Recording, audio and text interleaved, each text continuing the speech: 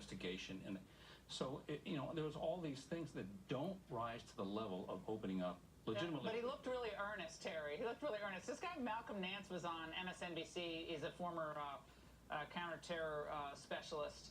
And this is how he describes Terry McCabe last night. These phrases, taking down an elected president, a bureaucratic coup, this is Donald Trump's characterization of what the patriots at the FBI and the Department of Justice, who were defending the Constitution of the United States. Terry, that's all he was doing, defending the Constitution. Yeah, he sure was. I'll tell you, Laura, first of all, I couldn't agree more with what Kevin just said to you. And I can't even watch this again tonight without my blood boiling. I'll make 3 points. Number one, as Kevin well knows, as all of us who work in the FBI in those positions know, what he essentially told us last night is after having unverified information for a year in the form of the Christopher Steele dossier, and then going to the White House and being angry because former Director Comey had been fired and not liking the president's demeanor and the way he delivered words, we decided to go back and that the man was a great threat to America.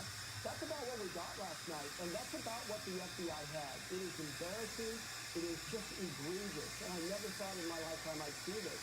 And it's interesting that he opened that case in about May of 2017.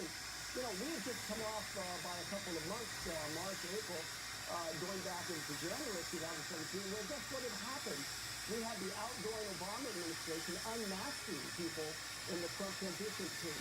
Don't tell me that the collusion is now starting to come together, and it's not all pointing to the president and Russia. It's pointing directly at politics in the top layer of the FBI. And Kevin knows, and I know, and anybody who's been in those spots up there on the 7th floor knows, that the FBI agents who were working in those top positions were not following the rules, the guidelines, or all of the policies we put together for decades to protect this. Oh, guys, for both of you, what kind of FBI acting director convenes or takes part in a meeting about the 25th Amendment and removing the president? Is that part of what an acting FBI director's responsibility is, to pronounce over meetings or to take part in them? He should have immediately got up and excused himself from that meeting and said, I will not be part of this discussion. First of all, the FBI has no jurisdictional interest or abilities in the 25th Amendment discussion. So he should have immediately recognized he had no role and should not have been in that meeting. Terry, Bill Barr just sworn in last week as the new Attorney General of the United States, former and now current. How does he proceed here? I mean, it's almost like the entire FBI has to be dismantled and kind of reborn to restore its integrity, because a lot of good people do work there.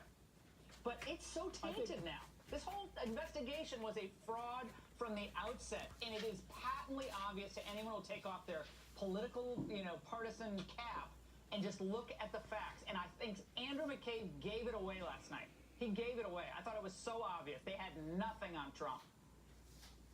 Exactly, and I think the big problem confronting the new Attorney General is this, and a lot of people may not want to get into this discussion.